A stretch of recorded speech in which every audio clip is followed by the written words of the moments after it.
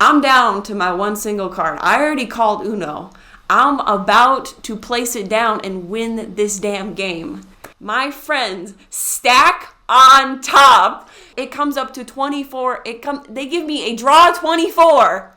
And the rule is if you take 25 cards, you're out of the game. So I drew 25 cards. So I drew 24 cards and it pissed me off. But it was funny. It was so strange. And then all of a sudden my friend puts her hand on my shoulder and she's like, "You good?" And I turn to her and I'm like, "I think the edible hit." And then after that we had fun at the park. And so when it came to cayenne pepper, I would add a little bit extra. The only problem is you weren't actually supposed to add cayenne pepper. You're supposed to add paprika. And I missed that for some reason. And I would be adding an extra amount of it, so there would be too much cayenne pepper, and it would give people really bad stomach aches, so I ended up poisoning a restaurant. Another thing that I really enjoy doing is I enjoy building with dominoes. Just for funsies, early my sophomore year, I had tried entering a contest, and the premise behind this contest was you had to build on top of surfaces that weren't typical. We had a surprising number of fans around, so I was like, you know what, I'm gonna try and make something out of this. I decided to make a character for our little PSA, and her name was Rebecca Johnson. Been living in New York for 90 years, been smoking for 92. At the end of the voting PSA, you hear her say that her pizza is on fire, but she was actually heating it up in the oven of an orphanage that she snuck into, and it caught fire and burned down. And so that's where she got her adopted son, who is now her running mate. Between the middle school and my house, there was this fuck-ass intersection. So to get to the part where we'd actually have to cross, we'd have to cross another crosswalk. So all of us would just jaywalk like 20 feet away. There's this gang of dogs outside my grandma's house. Apparently their leader was my grandma's neighbor's dog. He was like a genuine like mafia boss. Like they were bowing to him. Like every time there was some kind of fight, if he showed up, they get like really quiet. But there was this one black dog that did not care. He was barking back at the black and white one, and the other ones were barking at him for like disobeying. The night after, there was a body of that black dog in the street. I think they took him out. He flipped over the jet ski while we were in the middle of the lake. And obviously we got in the lake because of that. And then we had to flip back the jet ski. It was fun, but since that happened to me, the first time it happened to me, I've never went on it with my uncle ever again. This guy, I can hear him come in, and he's talking to me. It's all like TV static, so I can't quite hear what he's saying. But he told me to do something, and I vividly remember going, "No, fuck you, go away." And it goes dead silent. all I hear is, "Oh no, we don't do that here." And then I wake up. I got kicked out of my own sleep paralysis dream, and I have never seen him since. My family and I were like playing a game. I think it was a board game, and I lost. And I was so upset and distraught that I went into our bathroom and just screamed.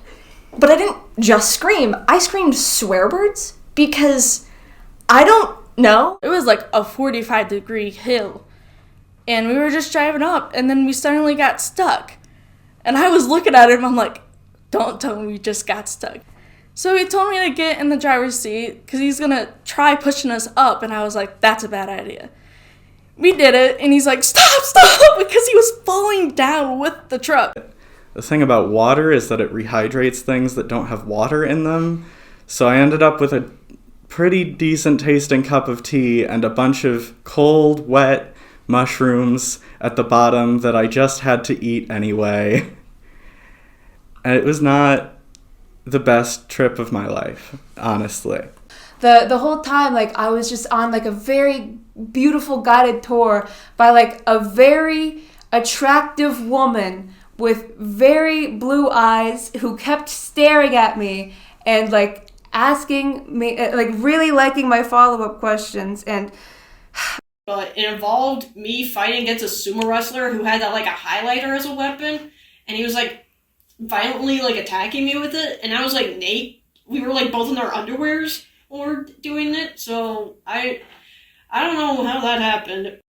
So then I get up, I started running out the door, and then all of a sudden I realized I have no pants on. So I run back to put some pants on, and then I'm kind of struggling to, put them on and, get situated, and then all of a sudden I lift my leg up and my foot hits the back of the metal of the bed frame. I never slept. Instead, I snuck downstairs and ate snacks at like 6 in the morning. And I took these Danimal cups and I hid behind my dad's big chair in the dark. And I was drinking these things and I had them lined up on the windowsill.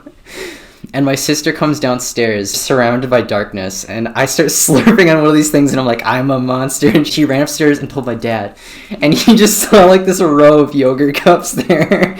I was, riding my skateboard like I usually always do. And this dude was running around also on a skateboard with a joint. So I catch up to him because I'm like, oh, cool, another person. Without saying a word, he looks at me, like, he gives me a look and then, like, hands it to me. And I'm like, this is a new thing for me.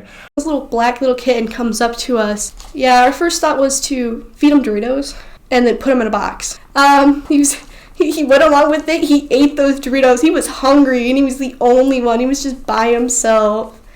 But we did end up keeping him. I've had him for 10 years. Sadly, he did pass, though. I'm a big Kendrick Lamar fan. I love his music. Like, I've listened to all of his albums front to back. I've got posters up in my room, everything. Like, huge fan. And so during the Drake and Kendrick beef, I was like a cheerleader, like just in the stands, cheering Kendrick on. I was like, yes, get him. Like, customers, like coworkers, they always ask you at beginning of your shift, so that way you have to work the rest of your shift with them, because I have that happen to customers too. Like, they'll be like, oh, like, what's your name, like, when do you get off work? And it'll be like at the beginning, so I have to go out and continue to serve them, and it's like, I do not want to talk to you. I'm sorry, there's no other way to describe it other than the most fuck-ass outfit I've ever fucking seen. I'm sorry, but, like, she had reptile contacts. She then had a police outfit on with pleaser stripper heels and pink hair.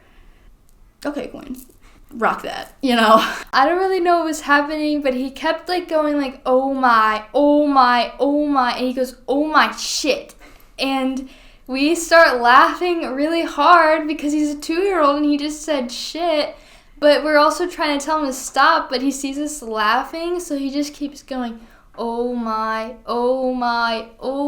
shit. Last year, my partner came to visit me for Valentine's, but we were talking about it like a month later, and we couldn't remember anything about Valentine's weekend. Like, it doesn't exist in our brains anymore. We were going through a list of, like, all the other things we'd done recently, and Valentine's was just poof. A chicken dead in the coop. He was just laying there on the floor. I'm like, oh my gosh. And the problem is that it's been 4 days. How long has this chicken been laying on the bottom of the coop where all of his friends could see him? Oh no.